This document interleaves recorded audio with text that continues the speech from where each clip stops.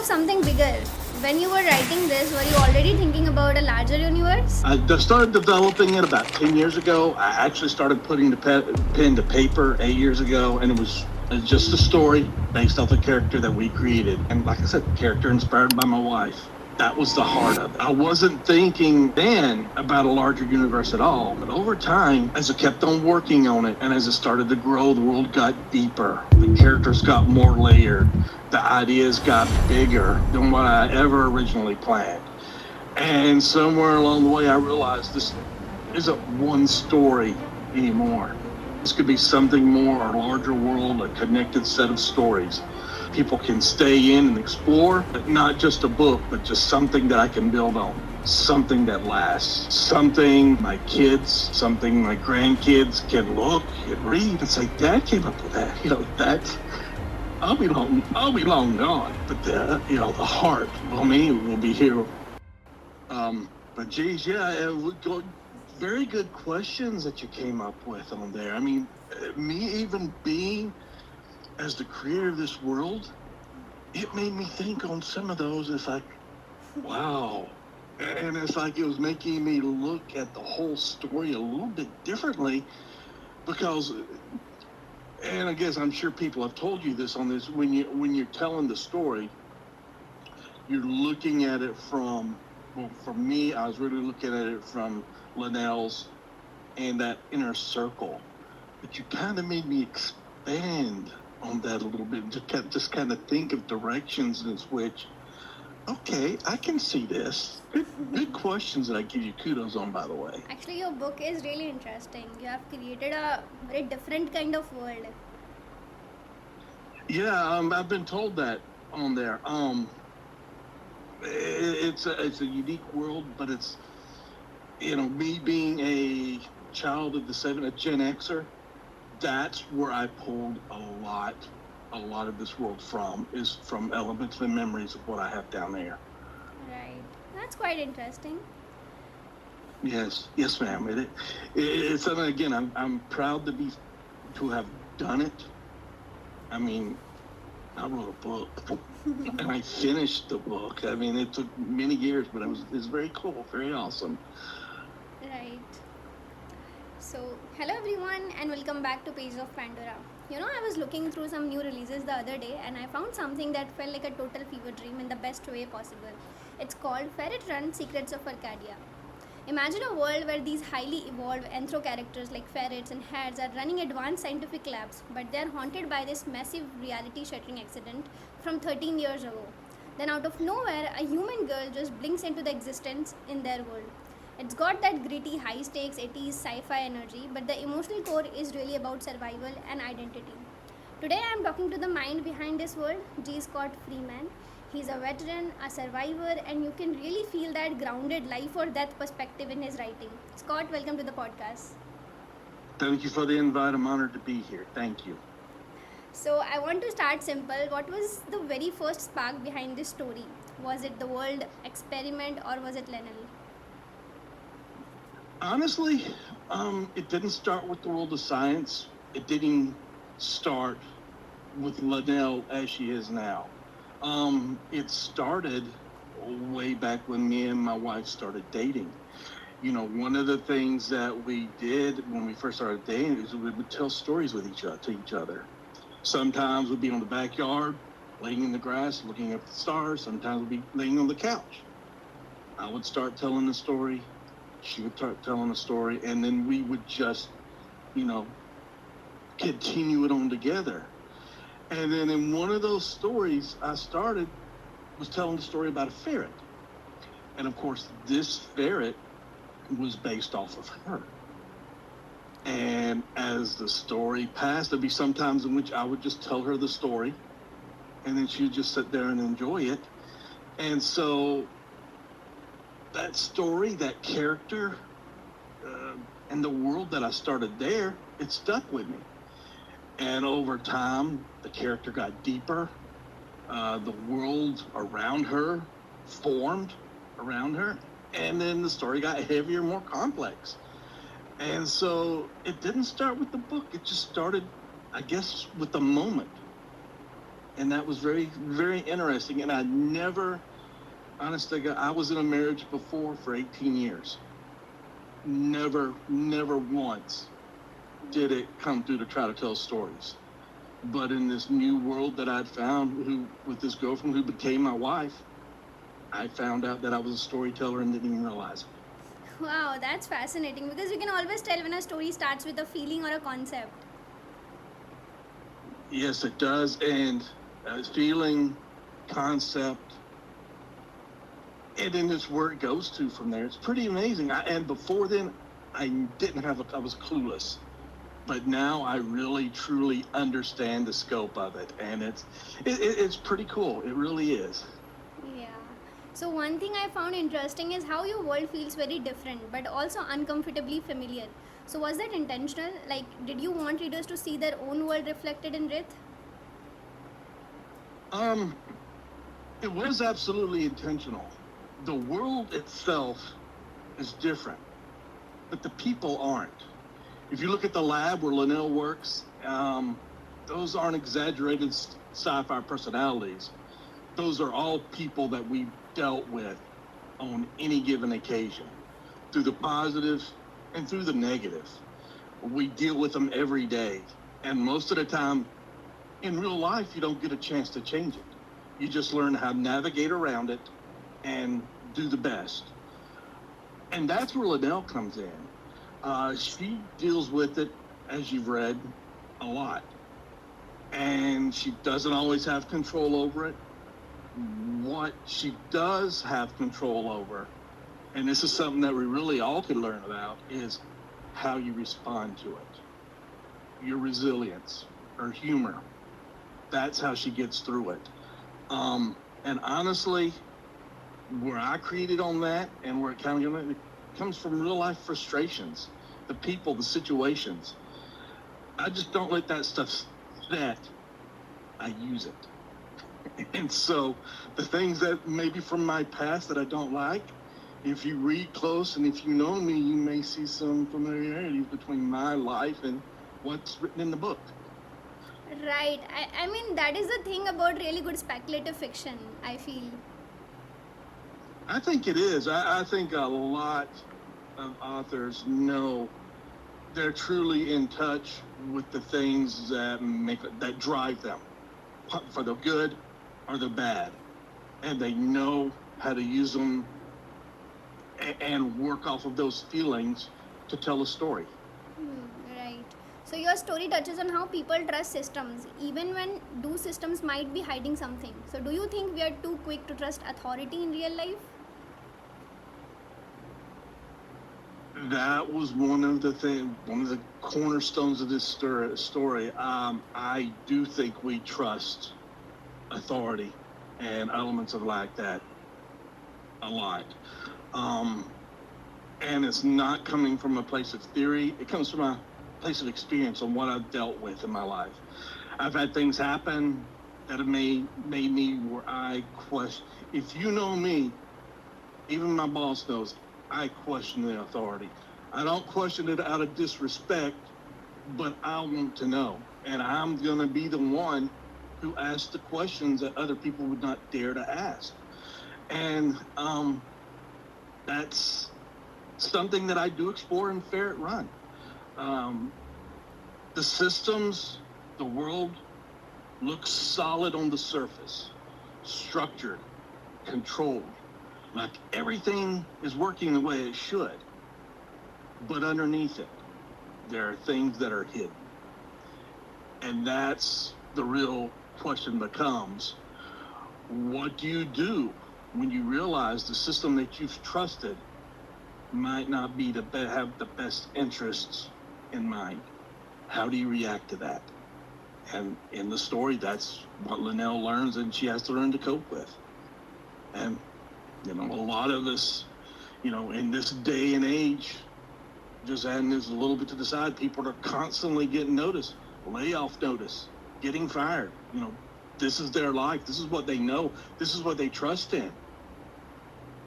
But does it honor you? Is it, after all is said and done, you're without a job, you're without income? It strikes deep. It really does. Right, I kind of agree with your perspective. And another question is that there is this idea that science can go too far, but also that stopping it might hold humanity back. So, where do you personally stand on that line? In the story, you basically got, I don't touch with it too much in book one, but we've got Arcadia. And Arcadia represents what we'll touch in, we'll try to get through before the end of the story, balance. I'm not anti-science at all. Science is what moves us forward in life and ahead in time. It's responsible for some of the best things that we have. But the problem isn't science, it's what happens when it moves faster than our sense of responsibility. There's a point when curiosity becomes, we can, and nobody asks, should we? One of the big inspirations, Jurassic Park. You know, the main, you know, what is it, Professor Malcolm asked this question. You have the capability that you can, but you don't ask if you should do it. But there's a lot of hype. Every big leap forward comes with a wave of hype, like AI now. The trick is figuring out what's real before we build too much on what it is or what it isn't. And that's the line I'm interested in as a writer, is not stopping progress, but making sure we're asking the right questions while it's happening. Right, so I want to know your opinions on AI. So, are you positive about AI? AI is something that's really hyped. And it's like I came very close to answering this question based on AI because I believe that all these companies are investing in it. They've got a financial stake of AI working. But in actuality, it's hype. It's not going to replace the worker. It's not going to replace the human spirit, and it's not going to replace the humans that do the job. It's just a hype for somebody to make money off of. And sadly, when this bubble busts, a lot of people are going to lose money over it. Right. So, coming back to your book, the way your world blends science with something almost myth like. So, do you think modern science is slowly replacing what used to be myth and belief? I don't think it replaces it. I think it changes how we understand it. Science answers a lot of questions that used to be mysteries. And there's a lot of mysteries that it has not answered. A lot of mysteries it can answer. Things people once explained through myth, we can now explain through observation and data. But that doesn't mean the need for the meaning of it goes away. People still look for something bigger, something that connects things together, something that science can tell you how something worked, but it doesn't always tell you what it means. That's really what I'm playing with Ferret Run.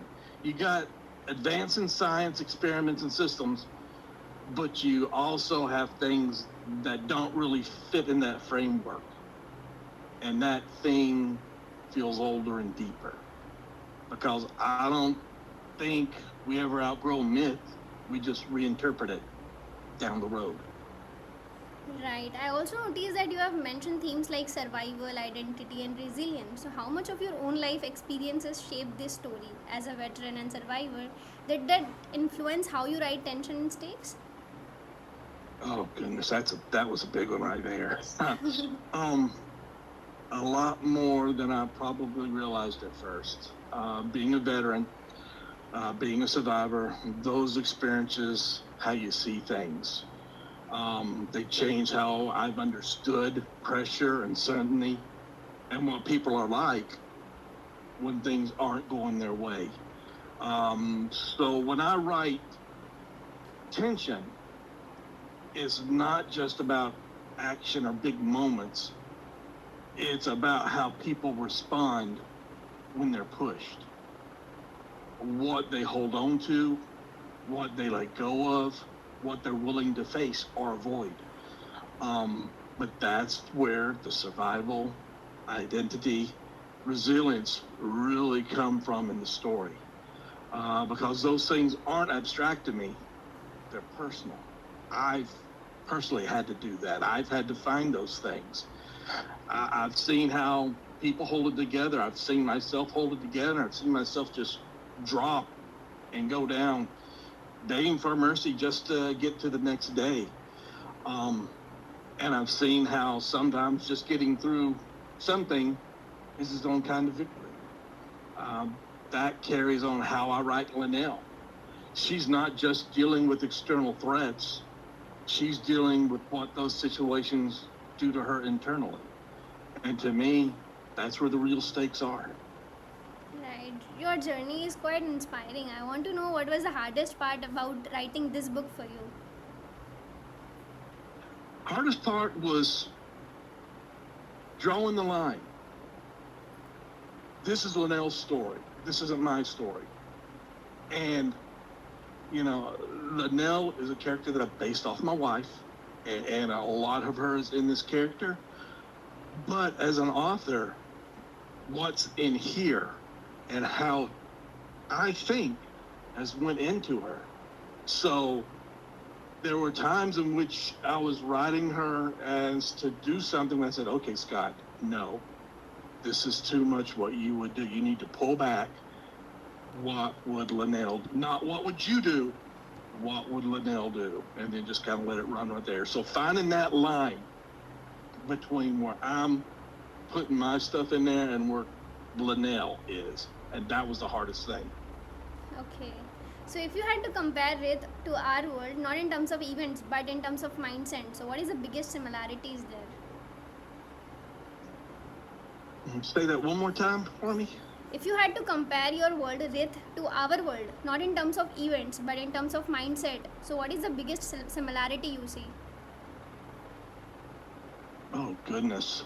That one, it's our world is a little bit more structured with not as much chaos in it. But again, just as those characters that we spoke of earlier, those people that we work to are represented in here, the world that we have now, the big thing is with balance. The big thing with balance. We are all into work, paying bills, trying to get from paycheck to paycheck, and then before you know it, all this time has passed, and it's everything for work, but nothing for you. It's a balance, and this world, the balance is really big. I hone in on the balance. Yes. The balance of it. Yes, I got it. And your book feels like beginning of something bigger. When you were writing this, were you already thinking about a larger universe? Oh, goodness. When I first started writing this, I started developing it about 10 years ago. I actually started putting the pen to paper 8 years ago, and it was just a story based off a character that we created. Fun idea, cool world, and like I said, character inspired by my wife. That was the heart of it. I wasn't thinking then about a larger universe at all, but over time, as I kept on working on it, and as it started to grow, the world got deeper, the characters got more layered, the ideas got bigger than what I ever originally planned. And somewhere along the way, I realized this isn't one story anymore. This could be something more, a larger world, a connected set of stories. Something people can stay in and explore. And that shift changed how I looked at it. Because now, yeah, I think about it as something bigger, but not just a book, but just something that I can build on, something that lasts, something my kids, something my grandkids can look and read and say, Dad came up with that. I'll be long gone. But the heart, well, me will be here. So yeah. So that's pretty cool. So are you working on any other series as well? Like to continue this world? Yes, book 3. I'm working on an anthology series to basically an anthology of stories that leads into the beginning of Ferret Run, of how some of the characters get there, and just kind of a setting, just short stories of how characters get in place. So it And will I be think that prequel. will be. Go ahead. It will be prequel, right? Say again. So it will be the beginning of the first series that is the current book, right? Yeah, that's the current book is the first one. But again, as I started thinking on continuing on, I realized there's a whole bunch of stories just to get us up to here. Not pulling a George Lucas, how we started with, 4, 5, and 6. But seriously, something like that can be done, and that's the whole reason why I started working on the anthology series, is because there's individual stories of individual characters Right. that can be told to line them up to the start. Right. Wonderful. Last one from my side. Do you think imagination is just creativity, or is it something, a way of sensing things we don't fully understand yet? I think it's both. I think there's definitely creative side to it. Imagination is how we build things that don't exist yet. It shows stories happen, but I also think sometimes it's reaching for something we don't fully understand. Not in a supernatural way, but in the sense that your mind is trying to connect the dots before you can explain them. You feel something before you have the words for it. And for me, that shows up in Ferret Run. There are elements of the story that feel bigger than the characters understand, and things that don't fully fit into science or logic yet. Because I think imagination lets us explore these spaces safely and lets us ask the questions we don't have the answers to yet. And sometimes it's the questions that matter more than the answers. Right. Scott, this has been genuinely thought-provoking conversation with you. And Ferret Run Secrets of Arcadia is one of those stories that sneaks up on you. And to everyone listening out there, do check out the book. And it's available on Amazon. And it's a kind of book that sticks with you. And trust me, you will want to experience this world for yourself. So links are in the description. You can also connect with the author on Instagram to stay connected with his creative journey. And once again, thank you so much. Thank you. I appreciate the time being here. Thank you very much. Thank you. It was a pleasure talking to you. All right. Thank you. I appreciate it.